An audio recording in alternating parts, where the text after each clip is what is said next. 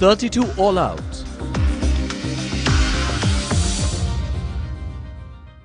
নমস্কার বন্ধুরা, আমি চৈতালি আর আপনাদের জন্য আপনাদেরই প্রিয় চ্যানেল ইউটার্নে অনেক অনেক স্বাগত।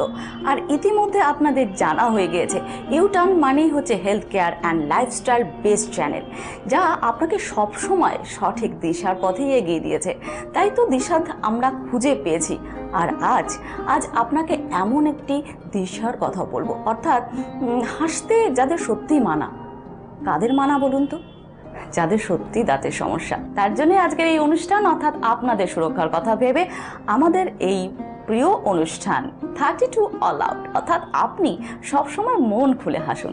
আমাদের সঙ্গে রয়েছেন আজকে বিশেষ অতিথি dental surgeon implantologist doctor Aniket Chatterjee. অনেক অনেক ধন্যবাদ ডাক্তারবাবুকে। নমস্কার। আজকে একটি বিশেষ বিষয় নিয়ে আলোচনা করতে চাই ডাক্তারবাবু। সেটা হচ্ছে যে কখনো কখনো আমারও হয়েছে বা দেখেছি যে বাড়ির লোকেদেরও হয়েছে বা সাধারণ মানুষের কাছ থেকে অনেক সময় যে দাঁতে ব্যথা হলে মানে ঘুম হয় না, দাঁতে ব্যথা মানে বোধহয় বিশ্বের সব থেকে বড় যন্ত্রণা, মানে এটাই হচ্ছে মানে ব্যাপার। কিন্তু দাঁতের ব্যথা হয় কেন, এটা আপনি যদি একটু আমাদের বলেন।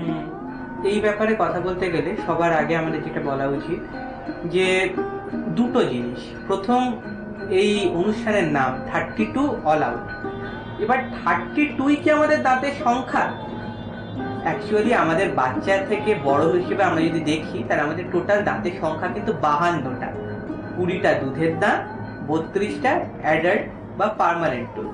তাহলে প্রথম, অন্যান্য অঙ্গের চেয়ে আমাদের 32টা এবং 52টা দাঁত থাকায় প্রবাবিলিটি, অর্থাৎ একটা অংশের কোনো রকম অসুবিধা হওয়ার যে প্রবাবিলিটি, এটা অন্যান্য অর্গান প্রত্যেকটি একটা বা দুটো আছে। সেই তুলনায় আমরা সেদিক থেকে ফরচুনেট, কিছুটা লাকিও বলতে পারেন যে সেটা অনেক বেশি। 52টা আমাদের সংখ্যায় আছে। 52টা সংখ্যায় 20টা দুধের দাঁত, আচ্ছা, এবং 32টা পার্মানেন্ট। আচ্ছা, সাধারণত আমরা তো মানে দেখি যে দুধের দাঁতগুলো আমাদের পড়ে যায়, তাহলে সেই 20টা মানে থেকে যায় কি? মানে 20টা পড়ে গিয়েই তারপরে 32টা দাঁত, আরো অ্যাকচুয়ালি বাচ্চাদের মুখে 12টা দাঁত কম থাকে, সেইটা বড়দের মুখেই ওঠে। এক।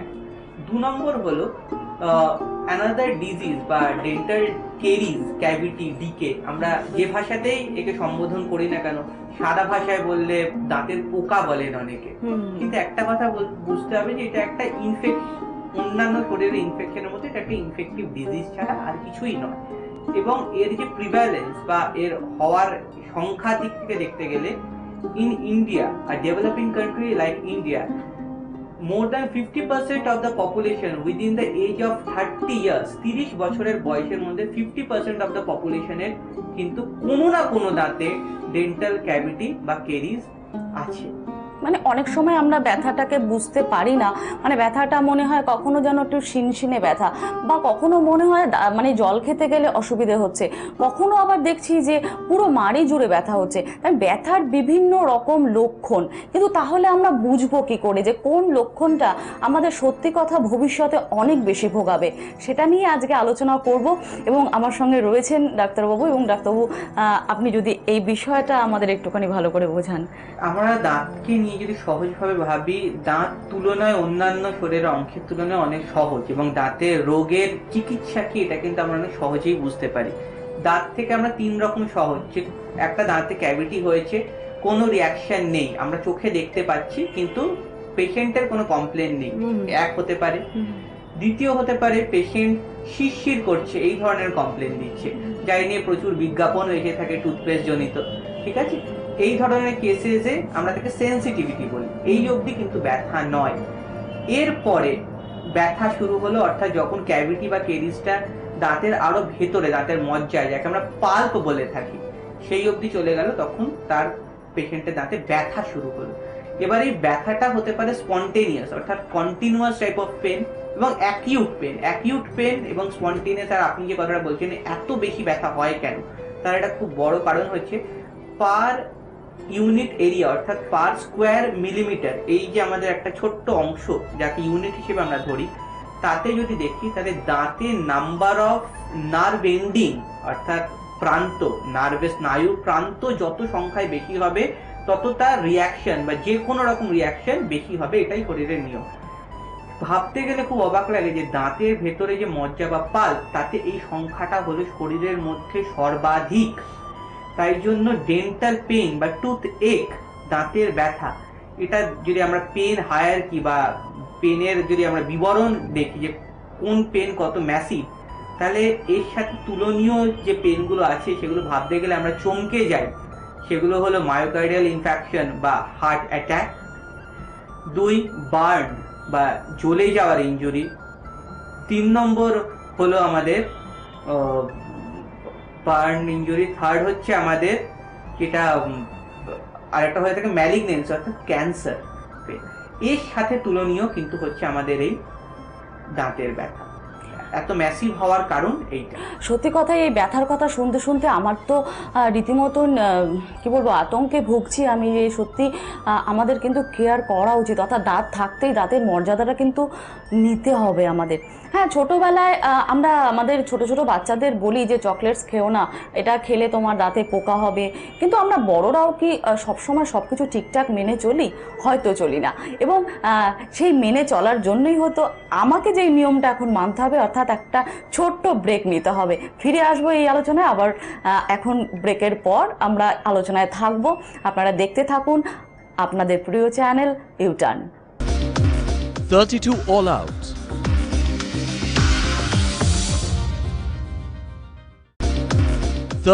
All Out. আমরা ফিরে এলাম ব্রেকের পর। হ্যাঁ, যে কথাটা বলছিলাম যে দাঁতের ব্যথা কেন হয় এবং দাঁতের ব্যথা নিয়ে সবসময় আমাদের সতর্ক থাকা উচিত। কিন্তু দাঁত তুলে ফেলি আমরা, সেটা কি ঠিক করি? সেটা নিয়ে কথা বলবো ডাক্তারবাবুর সঙ্গে। ডাক্তারবাবু, দাঁত যে তুলে ফেলা হয়, এটা কি সঠিক পথ? এই ক্ষেত্রে বলতে গেলে ব্যাপারটা অনেকটা আমরা মাথা ব্যথা হলে মাথা কেটে ফেলার সাথে তুলনা করতে পারি। তাহলে মাথা ব্যথা হলে কি আমরা সত্যি মাথা কেটে ফেলবো, এটাই একমাত্র তার চিকিৎসা? আমার মনে হয় না। তো সেই জায়গা থেকে বলতে গেলে দাঁতের আসল কাজে আমরা ফিরে আসি। দাঁতের আসল কাজ হলো সামনের দিকের দাঁত বা অ্যান্টেরিয়ার সেগমেন্ট, যাকে আমরা বলে থাকি সামনের দাঁত। তার কাজ আপনারা ভেবে দেখুন, তার মূল কাজ হচ্ছে দেখা, এস্থেটিক। এবং আমরা সেই দাঁতে বেশি কিছু কাটতে পারি।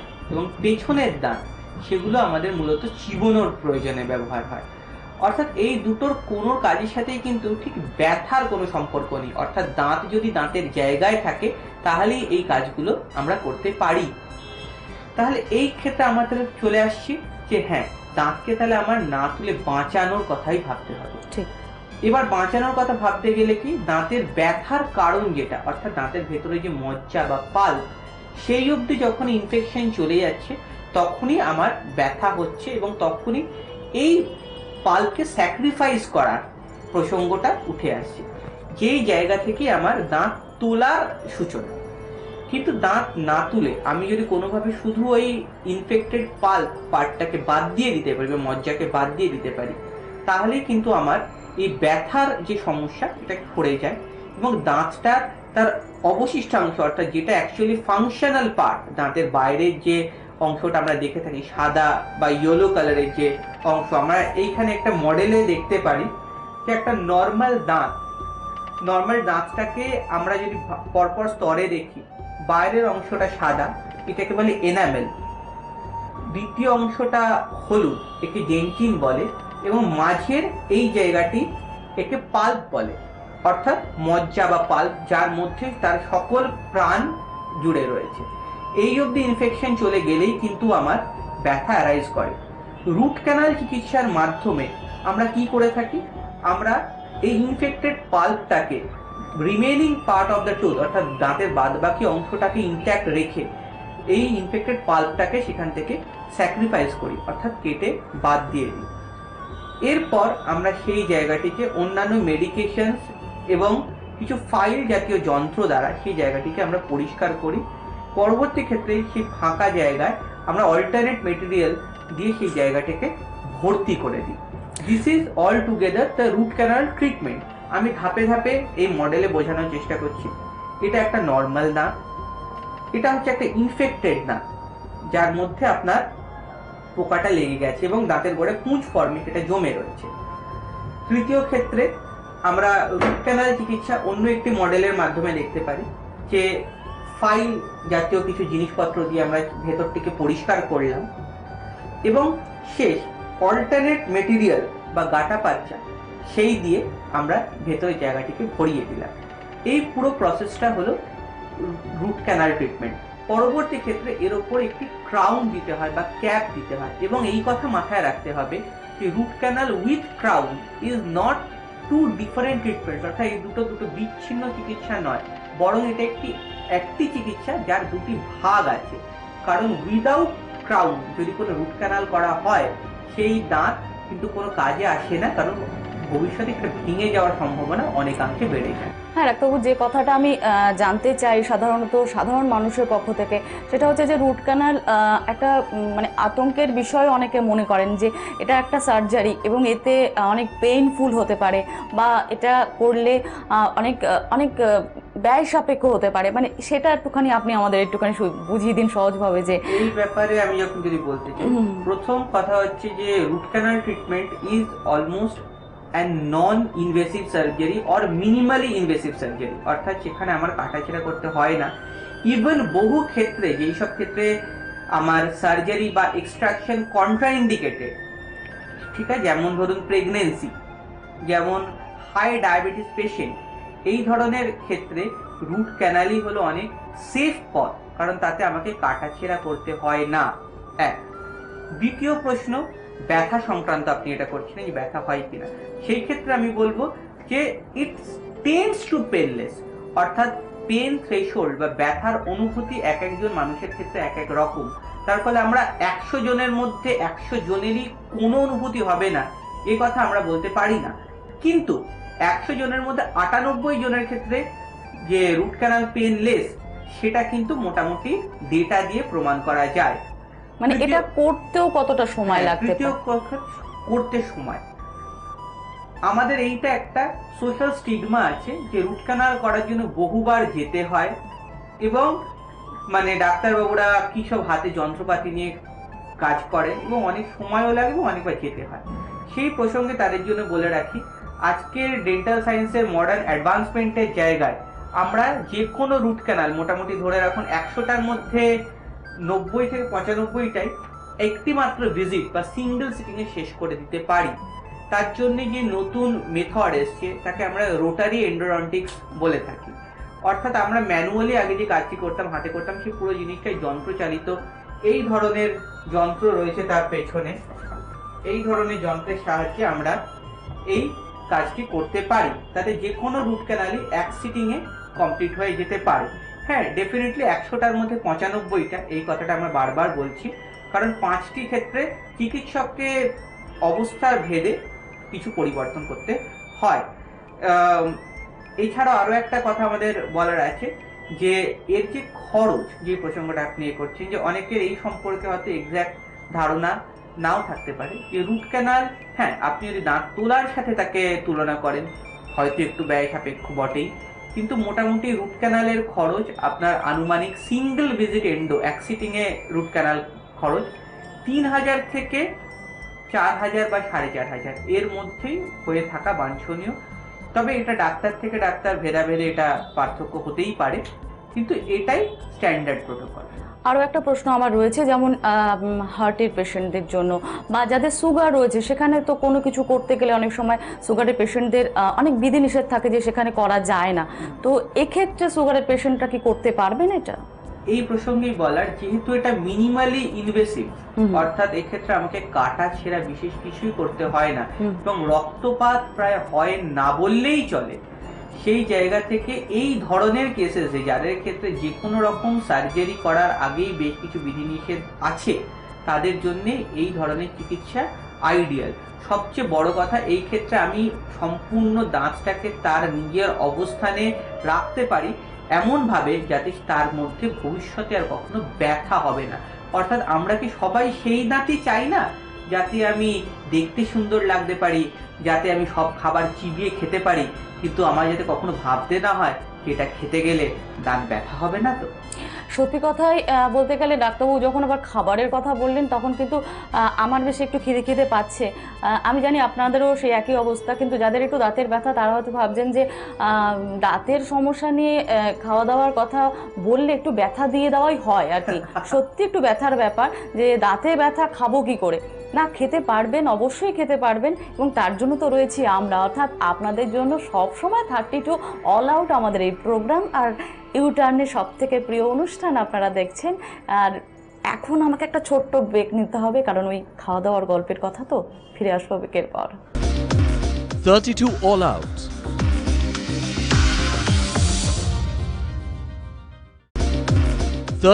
All Out. ফিরে এলাম ব্রেকের পর। আমরা কথা বলছিলাম ডাক্তারবাবুর সঙ্গে। আমাদের সঙ্গে আজকে বিশেষ অতিথি হিসেবে রয়েছেন ডক্টর অনিকেত চ্যাটার্জি। ডাক্তারবাবুকে আরবার স্বাগত জানিয়ে যে কথাটা জিজ্ঞেস করবো সেটা হচ্ছে, আমরা ক্রাউন নিয়ে শুনছিলাম, এবং ক্রাউন নিয়ে মানে বরাবরই মানুষের মধ্যে কিন্তু অনেক ভ্রান্ত ধারণা রয়েছে, এবং সেটা নিয়ে আপনি যদি একটু পরিষ্কার করে বলেন যে ক্রাউন বিষয়টি কি, বা এতে আমাদের স্থায়িত্ব কতদিনের, এবং আমরা কিভাবে এটাকে আমাদের দাঁতকে সুরক্ষা রাখতে পারি, সেটা যদি একটুখানি বলেন।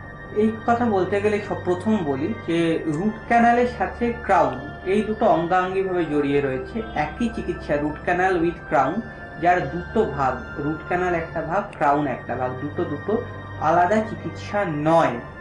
এক। দ্বিতীয় কথা, কেন নয়? কারণ রুট ক্যানাল করা একটা দাঁত ভেতর থেকে শুকিয়ে যায়, অর্থাৎ ড্রাই হয়ে যেতে থাকে। আমরা সবাই দেখেছি আমাদের নখ বড় হয়ে গেলে আমরা যদি সেটাকে নাও কাটি, সেটা কিন্তু একটা নির্দিষ্ট সময় পর কালো হয়ে ঝরে যায়। অর্থাৎ সেটা যত আস্তে আস্তে ড্রাই হতে থাকে সেটা তত আস্তে আস্তে ব্রিটল বা ভঙ্গুর হয়ে যায়। দাঁতের রুট ক্যানাল করা দাঁতের ক্ষেত্রেও একই কথা খাটে। অর্থাৎ রুট ক্যানাল করা দাঁত যদি আমরা সেটা আস্তে আস্তে ড্রাই হয়ে যায় ভেতর থেকে শুকিয়ে যাওয়ার জন্য, সেটা ভেঙে যাবে। যাতে সেই ঘটনা না ঘটে সেই জায়গা থেকে আমরা তার মধ্যে একটা ক্রাউন অর্থাৎ ভেঙে যাওয়া অংশকে রেস্টোর করা, এবং যাতে দাঁতের কামড়ের সময় যে প্রেশার যেটা দাঁতের ভেতর দিয়ে যায় সেটা যাতে ডাইরেক্টলি ভেতর দিয়ে না গিয়ে যা আশপাশের হাড়ের মধ্যে ছড়িয়ে পড়ে, তার জন্যে আমরা ক্রাউন দিয়ে থাকি। এই ক্রাউনটি actually replica of the natural tooth, অর্থাৎ দাঁতের ওপরের যে অংশটি নষ্ট হয়ে গেছে তাকে এক্স্যাক্টলি ফ্যাব্রিকেট করা বা রেপ্লিকেট করা, এটাই আমাদের ক্রাউনের উদ্দেশ্য, যাতে আমরা চিবিয়ে খাবারটি ভালো করে খেতে পারি। এবার এই ক্রাউন অনেক রকমের হতে পারে, যেমন একদম বেসিক ক্রুড দীর্ঘদিন আগে থেকে যদি দেখে রাখি, এটাকে বলে মেটাল ক্রাউন। এরপর চলে এলো পিএফএম বা মেটাল সেরামিক ক্রাউন, অর্থাৎ এর ভেতরটি মেটাল দিয়ে তৈরি, বাইরে থেকে দেখতে সুন্দর করার জন্য রয়েছে সেরামিক। এরও একটি ভেরিয়েশন আছে, সেটা হলো ক্যাডক্যাম। ক্যাডক্যাম ভেরিয়েশন মানে কি? অর্থাৎ এমনি এই ক্রাউনটা যেখানে ধরুন হাতে ম্যানুয়ালি তৈরি হয়, এর কোপিং পার্টটা তৈরি হয় কম্পিউটারাইজড ওয়েতে। তার ফলে এর স্থায়িত্ব এবং ফিনিশিং, হিউম্যান এরর যাকে আমার বলা হয়, সেটা এখানে নালিফাই করার জন্য এর লনজিভিটি ফিনিশিং ওয়াইজ এটা অনেক বেটার। এরও পরে যে এখনকার মডার্ন ভেরিয়েশন রয়েছে সেগুলো হলো অল সেরামিক, অর্থাৎ এই ধরনের ক্রাউনে কোনো মেটাল নেই, ইটস মেটাল ফ্রি। এই ধরনের ক্রাউন দেখতে অনেক সুন্দর, বহুল ব্যবহৃত স্মাইল ডিজাইনিং বা এস্থেটিক ডেন্টিস্ট্রির ক্ষেত্রে, অর্থাৎ যাদের দাঁতের শেপ সুন্দর করা রয়েছে, রং পরিবর্তিত করা, কসমেটিক ভিনিয়ারিং ক্ষেত্রে এই ধরনের ক্রাউন বহুল ব্যবহৃত হয়। মেটেরিয়ালের ভেদে এর প্রাইসিং 2 থেকে 2,500 থেকে শুরু করে 12 থেকে 14,000 অবধি হতে পারে। যেরকম সবচেয়ে বেশি দাম অল সেরামিক জাতীয় ক্রাউনের, এবং সবচেয়ে কম দাম তথাকথিত মেটাল ক্রাউনের। বাদ বাকি সব ক্রাউনের এর মাঝামাঝি দাম হয়ে থাকে। আর বর্তমানে যে ক্রাউনগুলো দেওয়া হয় তার মধ্যে ক্যাডক্যাম ভ্যারাইটিগুলো বিশেষ করে 5 থেকে 15 বছর পর্যন্ত ন্যাশনাল বা ইন্টারন্যাশনাল ওয়ারেন্টি, ভালো করে কথাটা খেয়াল রাখবেন, ওয়ারেন্টি নিয়ে এগুলো এসে থাকে। তার জন্য সেই যদি স্থায়িত্বের কথা বলেন, একটা ঘড়ি যেটা আমাদের 1 বছরের ওয়ারেন্টি দেওয়া হয়, সেটা যদি আমাদের 20 বছরে খারাপ না হয়, তাহলে একটা 15 বছরের ওয়ারেন্টিওয়ালা জিনিস যে আপনার সারা জীবন চলতে পারে, সেটা আমার মনে হয় না বলার অপেক্ষা রাখে বলে। আর শেষ প্রশ্ন যেটা আপনি বলছিলেন যে স্থায়িত্ব, প্রথম আমি বলবো রুট ক্যানাল চিকিৎসা স্থায়িত্ব। রুট ক্যানাল চিকিৎসা স্থায়িত্ব বা আমরা প্রগনোসিস, আমরা ডাক্তারি পরিভাষায় যাকে বলে থাকি, সেটা আমরা 2 ইয়ার্স, 5 ইয়ার্স, 10 ইয়ার্স, 20 ইয়ার্স এরকম ভাবে সেটাকে ব্যাখ্যা করে থাকি। নতুন যে টেকনিকে আমরা রুট ক্যানাল করে থাকি, সিঙ্গেল ভিজিট এন্ডো, এবং তার সাথে যেসব আমাদের গেজেটস আজকে রয়েছে, তার মাধ্যমে আমরা এই রুট ক্যানালের 10 ইয়ার সাকসেস, যেগুলো আপনারা ইন্টারনেটেও তার সাপোর্টিভ ডেটা পাবেন, তার সাকসেস কিন্তু 90 থেকে 98% ডিফারেন্ট ডেটার মধ্যে ভেরিয়েশন নিশ্চয়ই আছে। কিন্তু আমরা এটাও ধরে রাখতে পারি যে চিকিৎসার মিনিমাম হলেও 100টার মধ্যে 90টা সাকসেস, তাকে বোধহয় আমি সাকসেসফুলি বলবো, যেটা 10 বছর রের ডেটা, অর্থাৎ 1 বছরে নয়, কিন্তু 10 বছরে গিয়ে দেখা যাচ্ছে যে 100টার মধ্যে সব খুব কম হলেও 90টার ক্ষেত্রে কোনো সমস্যা হচ্ছে না। বেশিরভাগ ক্ষেত্রে আমরা এটা দেখে থাকি যে সারা জীবনেও রুট ক্যানাল চিকিৎসা নর্মালি কোনো প্রবলেম করে না। অর্থাৎ রুট ক্যানাল হলো একটি দাঁতকে না তুলে দাঁতকে রাখার এমন একটি চিকিৎসা, যাতে দাঁতটাকে সত্যি সত্যি আমরা আমাদের মনের ইচ্ছা মতো পাই, অর্থাৎ সব কাজ করবে কিন্তু কখনো ব্যথা হবে না। ঠিক কথা। এবং আমার মনে হয় আশার আলো বোধহয় আপনারা পেলেন, আমি তো অন্ততপক্ষে পেয়েছি। কারণ যৌবনটা সকলেই আমরা হয়তো ধরে রাখতে চাই, হয়তো তাদের জন্য একটু যদি সতর্ক হওয়া যায় মন্দ কি, অর্থাৎ আপনার দাঁতগুলো যাতে সবসময় আপনার সঙ্গে থাকে, অর্থাৎ আপনি যাতে তাকে বাঁচিয়ে রাখতে পারেন। কারণ এটা তো গড গিফটেড, এবং সেটাকে বাঁচিয়ে রাখার দায়িত্ব কিন্তু আমাদের। কারণ ভগবান তো আমাদের অনেক কিছুই দেন, কিন্তু আমরা যদি সেটা নিজেদের গাফিলতিতে নষ্ট করে ফেলি, সেখানে দোষটা আমাদেরই। তাই আমাদের দোষটা অবশ্যই আমাদের কাঁধে নিয়েই আমরা বলবো যে আজ থেকে আমরা সতর্ক হব এবং ভালো থাকবো এবং অন্যদেরকেও ভালো রাখার কথা বলবো। দাঁতে নিয়ে অনেক কথা বলেছি এবং দাঁতের লড়াইয়ের কথাও আপনারা জানেন যে দাঁতের লড়াইও একটা ব্যাপার আছে, ভীষণ ভালো খেতে, এবং সেটাও খেতে পারেন। কারণ এরকম অনুষ্ঠান দেখার পর আত্মবিশ্বাসটা আমাদের অনেক বেড়ে গিয়েছে। হ্যাঁ, আপনারা অবশ্যই সব কিছুই করতে পারেন, ভালো করে খান। আর সময় আমাদের সত্যি কথাই বোধহয় খুবই কম। ছোট্ট করে একটা প্রশ্ন করার ইচ্ছে রয়েছে আমার, জানি না আমার হাতে কতটা সময় আছে, একদম কম সময়ের মধ্যে একটা জিজ্ঞেস করব যে বিউটিফিকেশনের ক্ষেত্রে এটা দুর্দান্তভাবে কাজ করে, যে স্মাইল ডিজাইনিং আপনি বলছিলেন, এটা কি আমরা মানে কত দিনের মধ্যে এটা স্মাইল ডিজাইনিং করতে লাগে? স্মাইল ডিজাইনিং মোটামুটি যে কোনো একটি ট্রিটমেন্ট, এটা ডিপেন্ড করে আপনার, দেখুন, এস্থেটিক আর কসমেটিক, অর্থাৎ যা ন্যাচারাল সেটা এস্থেটিক, যা আর্টিফিশিয়াল সেটা কসমেটিক। এবার সেটা কতটা আপনার মানে কতটা খারাপ রয়েছে তার উপরে করে, কিন্তু এই পুরো জিনিসটা কমপ্লিট করতে বেশির চেয়ে বেশি 1.5 থেকে 2 সপ্তাহ লাগে, এবং তার রেজাল্ট অসম্ভব ভালো। অর্থাৎ এইসব ক্ষেত্রে আমরা এটা করি, চিকিৎসা শুরুর আগে সেই পেশেন্ট কেমন দেখতে হতে পারে সেটা আগে তাকে মডেল করে দেখানো হয়। সেই মডেলে সে যদি স্যাটিসফাইড হয় তবেই আমরা নেক্সট পর্যায়ে যাই, এবং স্যাটিসফাইড না হলে আমরা তাকে তার ইচ্ছা অনুযায়ী নতুন ফ্যাব্রিকেশনটা আগে করে দেখাতে পারি। অর্থাৎ এই প্রসিডিওরটা কিন্তু অনেকটাই আমাদের কন্ট্রোলের মধ্যে।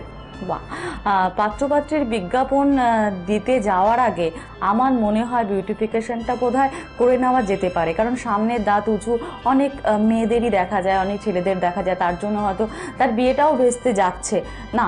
ভেস্তে দিতে তো আমরা দেবই না, কারণ তাহলে আমরা কি করব? মানে ইউটার্ন কি করলো আপনাদের জন্য? ইউটার্ন তো আপনাদের সঠিক দিশা সবসময় দেখায়। হেলথ কেয়ার অ্যান্ড লাইফস্টাইল আপনারা মেনটেন করবেন, অর্থাৎ জীবনের অঙ্গাঙ্গভাবে জড়িয়ে আছে কিন্তু আমাদের এই সুন্দর দাঁতগুলো।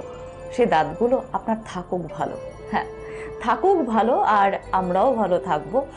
আর এখানেই বোধহয় আমাদের বিদায় জানাবার সুরটা গাইতেই হবে আমাকে, কিন্তু আপনারা চিন্তা করবেন না, কারণ আবারও ডাক্তারবাবুর সঙ্গে আমি ফিরে আসবো আরও একটি দিন। আপনারা দেখতে থাকুন এই অনুষ্ঠান। নমস্কার, ভালো থাকুন।